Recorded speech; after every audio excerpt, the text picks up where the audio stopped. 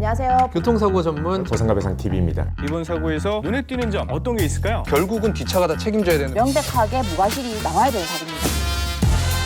안녕하세요. 매일 새로운 정보를 드리는 채널 보상가배상TV입니다. 자, 오늘도 제가 황당한 사례를 한 개 설명을 드리려고 합니다. 이거 보시는 분들도 되게 조심하셔야 되는데요. 한번 생각해 보세요. 교통사고가 여러 번 나는 사람은 없습니다. 제가 지금 말씀드리는 교통사고는 중상해 그리고 영구적인 장애가 남는 경우에 한해서 말씀을 드리는 경우예요. 자, 이런 중상해 사고나 사망사고가 여러 번 나는 경우는 없죠. 사망사고는 어차피 한 번밖에 안 납니다. 그리고 가족들 중에 뭐 여러 명이 교통사고로 사망을 했다 이런 경우는 없고요. 그러면은 대부분 상담하시는 분들, 소송을 가시는 분들, 이런 분들은 처음 겪는 일이고요. 평생 겪어보지 못한 일이에요. 그리고 평생 보험사하고 합의할 일이 없었던 사람들이고요. 자, 왜 조심하셔야 되냐면요. 제가 지금부터 사례를 설명을 드리겠습니다. 이거는 제가 아는 사람이 보상과 직원하고 이제 친한 사람이 있어요. 보상과 직원하고 이 보상에 대해서 뭐 몇 가지 얘기를 하다가 나온 얘기라고 합니다. 어느 보험사인지 누군지는 당연히 밝힐 수가 없죠. 근데 어떤 얘기가 나왔냐. 개호 사건 얘기가 나왔습니다. 개호 사건은 뭐냐면 뇌출혈이나 척수 손상 등으로 인해서 마비 상태, 그러니까 평생 개호인이 필요한 상태, 그걸 말씀을 드리는 거거든요. 자, 한번 생각해 보세요. 한 달에 법원에서 개호인이 필요하다. 그리고 한 달에 법원에서 인정하는 개호인이 420만 원이라고 말씀을 드렸었죠. 그러면은 그 금액은 1년이면 대략 한 5천만 원 정도가 되는 거고 10년이면 5억, 20년이면 10억이 되는 겁니다. 그리고 당연히 장애율은 100%이기 때문에 100%의 일시수입이 산정돼야 되고 100%의 위자료가 산정이 돼야 되는 거죠. 그래서 실질적으로 40대 기준에 뇌출혈이나 척수손상 등으로 인해서 개호인이 필요한 상태가 된다. 그리고 하지절단 등으로 인해서 하반신 마비 등으로 인해서 이 개호인이 필요한 상태가 된다 라고 하면은 10억, 20억이 나오는 경우가 많다라는 얘기 제가 이전 영상에서도 항상 말씀을 드렸습니다. 자, 그런 개호 사건을 얘기하면서 보상과 직원 중상자 담당이거든요. 그 중상자 담당하고 이런 얘기가 나왔다라고 하네요. 자기는 얼마에 합의를 했었다. 그리고 지금 현재 이런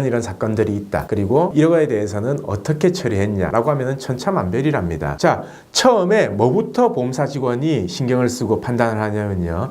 이 환자 자체가 전문가가 선임이 돼 있냐 안 돼 있냐. 이 전문가가 손해사정사냐 아니면 변호사냐. 그걸 먼저 판단을 하고 손해사정사면은 쉽게 생각을 한답니다. 왜? 어차피 손해사정사는 소송을 갈 권한이 없기 때문에 합의로 끝낼 거 아닙니까? 그래서 손해사정사하고 합의를 하기 전부터 금액을 어느 정도 맞춰 놓는다는 얘기죠. 금액을 어느 정도 맞춰 놓고 그 안에서 합의금을 결정을 한다라는 얘기고, 예를 들어서 손해사정사가 맡았으면 한 10억 정도 생각한다. 그리고 만약에 변호사가 선임돼 있으면 소송 갈 수도 있으니까 뭐 15억까지는 자기가 송무팀에서 결제를 받겠다. 미리 생각을 해놓는다라는 거죠. 그나마 손해사정사가 선임돼 있는 경우, 변호사 선임돼 있는 경우는 소송을 하든 합의를 하든 별 문제가 없습니다. 금액을 그래도 어느 정도 책정을 하고 근거가 있기 때문에 그나마 다행이에요. 근데 뭐가 문제냐면요. 선임 안 한 경우 자기는 이런 사건이 있었답니다. 실제로 소송 갔을 때 금액, 예상 판결 금액, 예상 산출 금액, 손해배상액을 산출을 해보니까 대략 한 15억 정도가 나왔는데요. 사고 나고 2년 뒤에 아예 의식불명 상태였거든요. 그래서 보호자들한테 의향을 물어봤답니다. 자, 우리 약관지급 기준에는 간병비가 인정이 안 되기 때문에 산정을 해보니까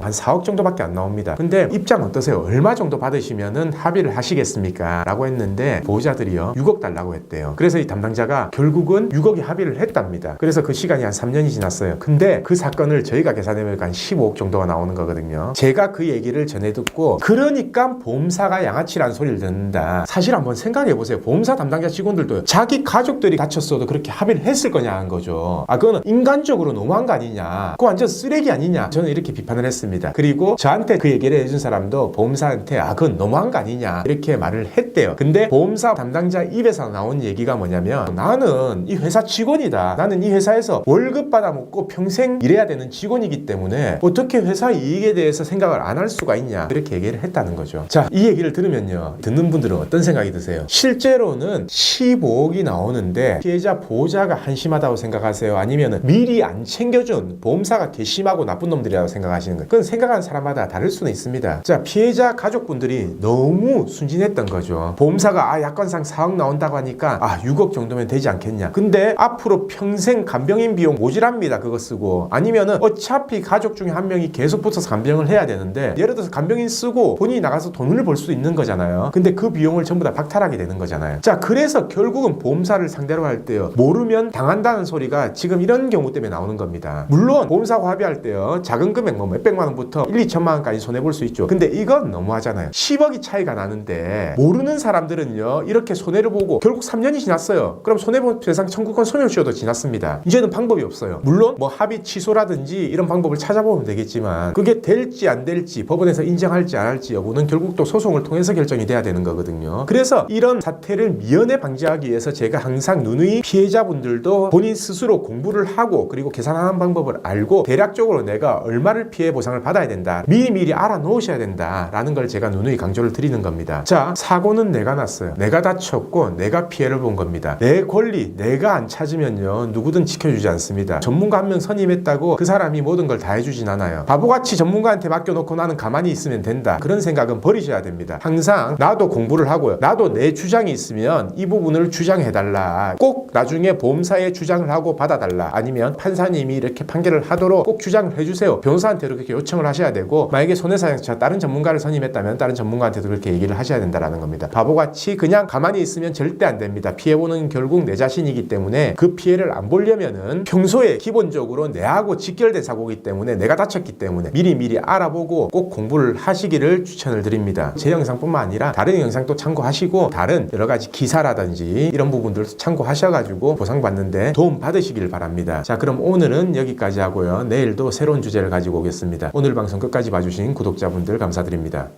저희 보상과 배상 로펌은요, 전화, 카카오톡, 폰메일 상담, 카페 상담 등으로 상담받을 수 있습니다. 저희는 서울과 부산에 사무실이 있고요, 전국 번호는 1544-3102로 문의 주셔도 되고, 카카오톡에서 보상과 배상을 검색하셔서 카톡으로 문의 주셔도 됩니다. 그리고 이 영상 댓글란을 보시면 메일로 신청하는 링크를 클릭하셔서 자세하게 작성해 주셔도 저희가 전화를 드리고 있습니다. 단 이게 후유장애가 남지 않는 2, 3주 진단 같은 경우에는요, 유선 상담을 하지 않고 있는 점 양해 부탁드리겠습니다.